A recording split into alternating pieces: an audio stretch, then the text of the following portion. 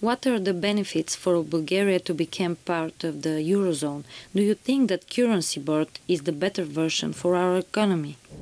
There don't seem to be many disadvantages to staying with the currency board. Clearly, the Eurozone is beset with problems.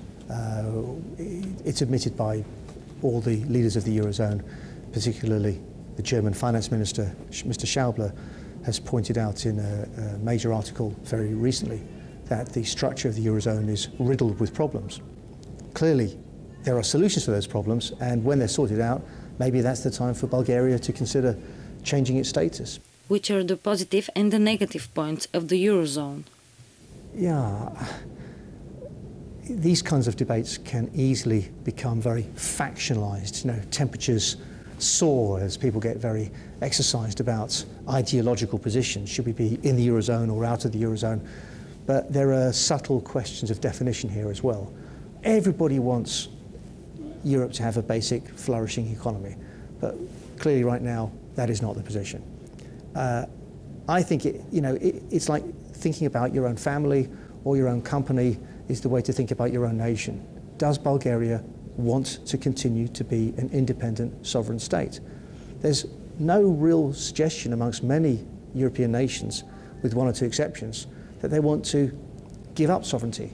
And we look at the latest discussions even this week about the way treaties are going to be carefully restructured to enable the banking union and maybe further institutional union, which Herr Schäuble and others have set out as the way forward over the next 5 years to fix the Eurozone's problems.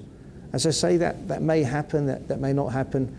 The idea of a completely unified Europe seems to have contradictions at its heart. For example, the concept that Europe needs to have a single currency that every country uses.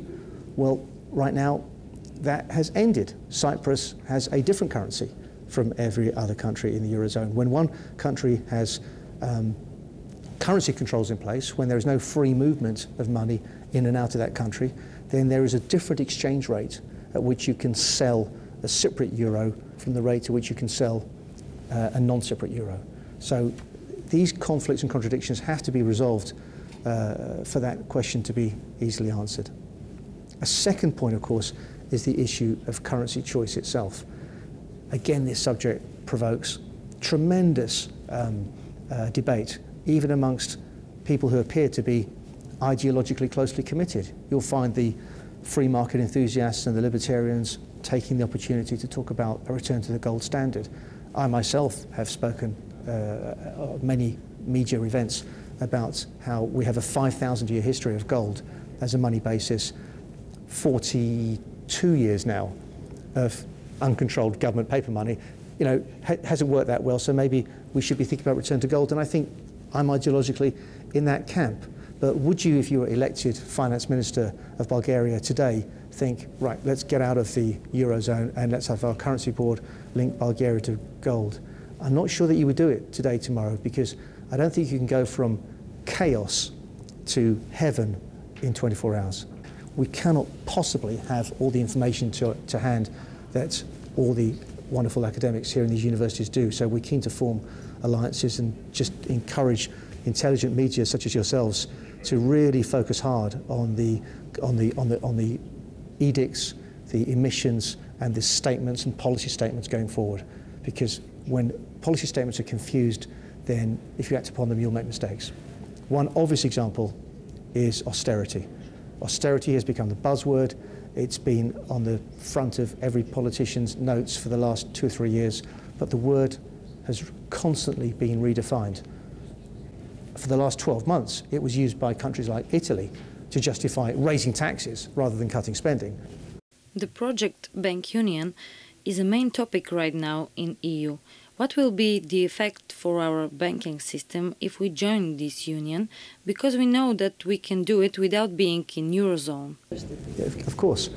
I think as per my response to your first question, I really do think that Bulgaria's new government has a wonderful challenge and an opportunity to really understand and analyse the present position and what these proposals for a banking union really mean. I'm concerned about the proposals because I think they encompass some really bad mistakes. I'm not saying that people who are making the mistakes are bad people. They just believe what they're told, but they don't really understand banking. And forgive me if I claim that that is my specialist subject, having worked for major investment banks for many, many years. Banking has become a scandalous business in the Western world. The big banking, not Bulgarian banking, American and UK banking, it's a scandalous business run by people whose primary concern is their own incomes, and the last of their concerns is the economic health of the nation. In fact, the perverse response of bailing out banks in the UK and in America, rather than allowing them to fail, has actually encouraged the arrogance of these bankers and increased their compensation. And one could argue that they've effectively converted taxpayer bailout funds into personal compensation. We had the senior man at Goldman Sachs quoting that Goldman Sachs were doing God's work by carrying on as they were. So, you know, with these people having incredibly powerful lobbying groups and the major auditing firms, or I think they call themselves professional servicing firms because the big accounting firms are more interested in consultancy work rather than auditing, then you know you have a tremendous amount of lobbying power going into the European Parliament to encourage them to say, leave everything as it is.